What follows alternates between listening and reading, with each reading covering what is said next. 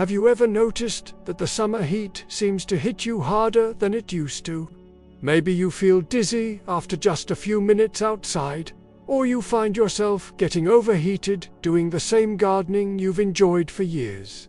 If you're nodding your head right now, you're not alone, and there might be a reason that has nothing to do with your age and everything to do with what's sitting in your medicine cabinet. Here's something that might surprise you. Some of the most common medications that many of us take every day can actually make our bodies much more vulnerable to summer heat. We're talking about pills you might have been taking for years without anyone ever mentioning this connection. It's not your doctor's fault. With everything they have to cover in a 15-minute appointment, this crucial summer safety topic often gets overlooked. But here's the thing. This information could literally save your life or the life of someone you love. Every summer, thousands of seniors end up in emergency rooms because of heat-related illnesses that could have been prevented if they had known about these medication interactions. The good news is that once you know what to look for, you can take simple steps to stay safe and still enjoy your summer. In this video, we're going to go through 5 types of medications that can make summer heat dangerous for people our age. I'll explain exactly how each one affects your body's ability to handle heat. And most importantly, I'll give you practical steps you can take right now to protect yourself. We're not talking about stopping your medications. Never do that without talking to your doctor first. Instead, we're talking about being smart, being prepared, and making sure you can enjoy your summer safely. Let's start with the first medication that can put you at risk, and this one might be sitting right on your kitchen counter. We're talking about diuretics, often called water pills. If you take medications like furosemide, which goes by the brand name Lasix, or hydrochlorothiazide, you need to pay extra attention during hot weather. Here's what's happening in your body. Diuretics work by helping your kidneys remove extra water and salt from your system. That's great for managing blood pressure or reducing swelling. But during hot weather, this same process can work against you. When it's hot outside, your body naturally sweats more to cool itself down.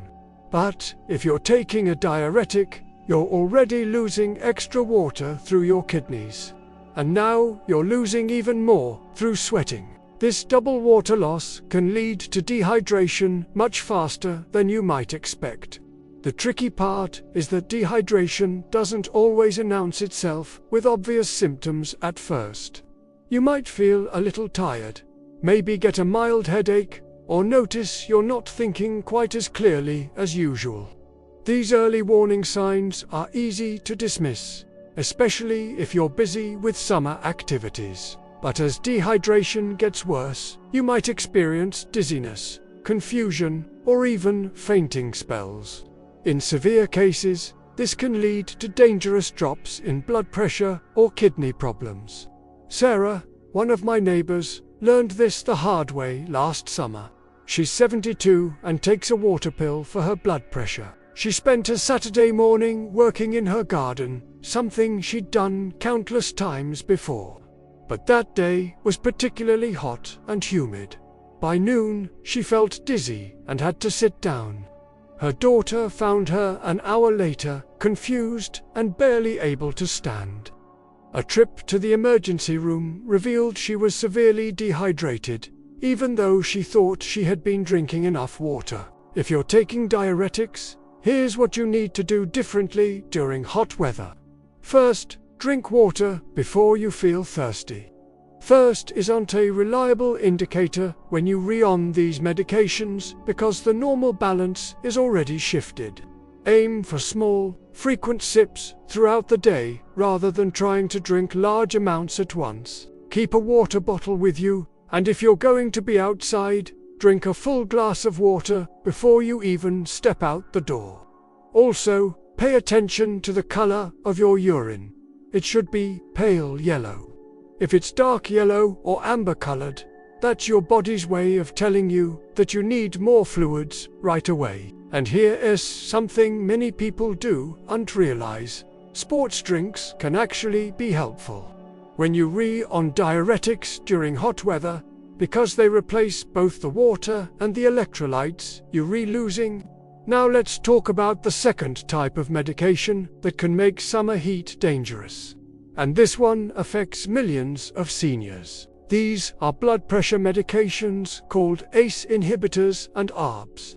You might recognize names like lisinopril, enalapril, losartan, or valsartan. These medications are excellent for protecting your heart and kidneys, but they can make you more sensitive to heat in ways you might not expect.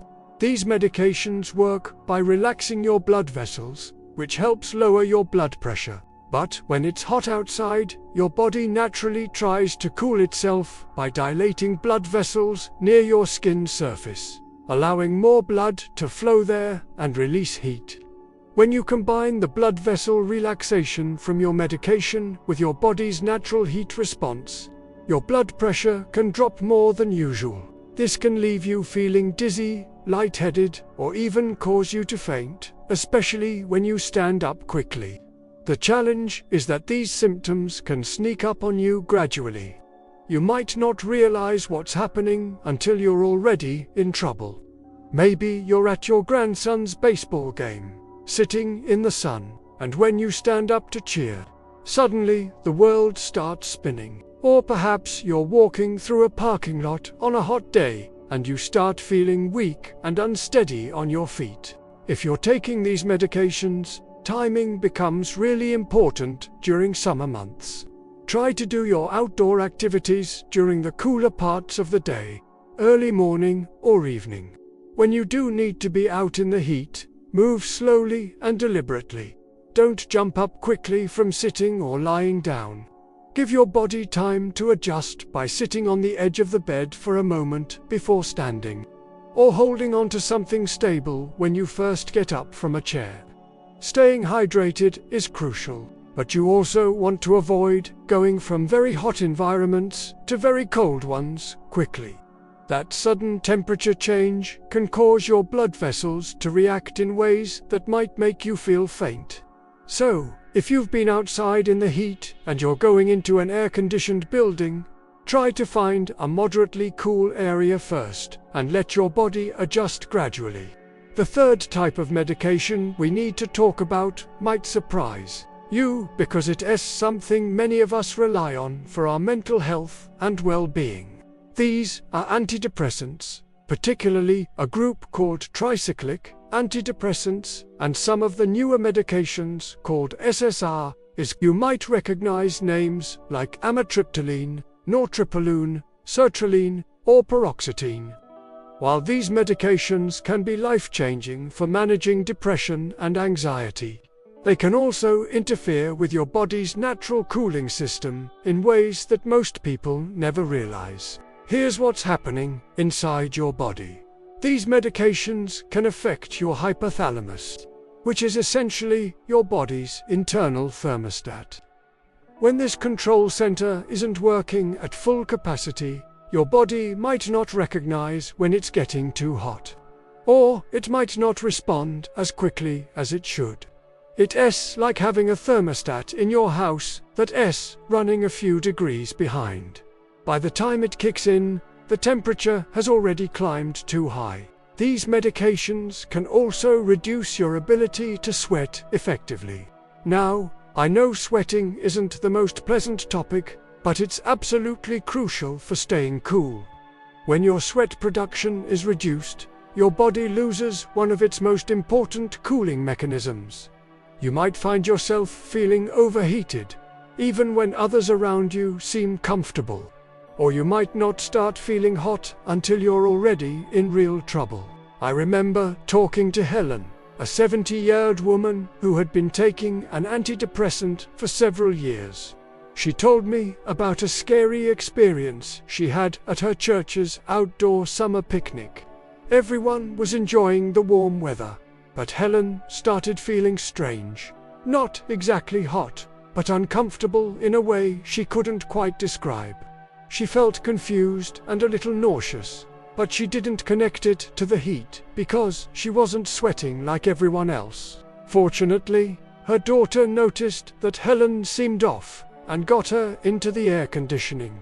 Later, at the hospital, they learned that Helen had developed heat exhaustion, even though she never felt traditionally hot. If you're taking antidepressants, you need to be extra vigilant about monitoring yourself during hot weather. Don't wait for your body to tell you it's too hot. It might not send those signals the way it used to. Instead, pay attention to subtle changes in how you feel. Are you more tired than usual? Do you feel slightly nauseous or have a mild headache? Are you having trouble concentrating? These could all be early signs that your body is struggling with the heat, even if you don't feel hot in the traditional sense. Make it a habit to check the weather forecast every morning during summer months. If it's going to be a particularly hot day, plan accordingly. Limit your outdoor time, dress in light-colored, loose-fitting clothing, and make sure you're drinking water throughout the day, not just when you're thirsty. Consider rescheduling outdoor activities to cooler parts of the day, or move them indoors entirely when possible. Now let's move on to the fourth type of medication that can make summer heat dangerous. And this one affects a huge number of seniors. We're talking about antihistamines, both the ones you take for allergies and some of the older ones that are sometimes used as sleep aids. This includes medications like diphenhydramine, which you might know as Benadryl, as well as newer allergy medications like loratadine or cetirizine. The older antihistamines, in particular, can significantly interfere with your body's ability to regulate temperature. They do this by blocking certain chemical signals in your body, including some that help control sweating and blood flow to your skin. When these natural cooling processes are impaired, your body temperature can rise more quickly and to higher levels than normal. What makes this particularly concerning is that many people don't think of antihistamines as serious medications. You might pop a Benadryl for itchy eyes or take an allergy pill every morning without giving it much thought. But during hot weather, these seemingly harmless medications can put you at real risk for overheating. The symptoms can be subtle at first. You might feel drowsier than usual, and this isn't just the sleepiness that some antihistamines are known for. This is a deeper kind of fatigue that comes from your body working overtime to try to cool itself. You might also notice that your mouth feels unusually dry, or that your thinking seems a bit foggy. These are all signs that your body's cooling system isn't working as efficiently as it should. Robert, a 67-year-old man I know, experienced this firsthand during a family reunion last summer. He had taken his usual morning allergy medication and spent the afternoon playing cornhole with his grandchildren.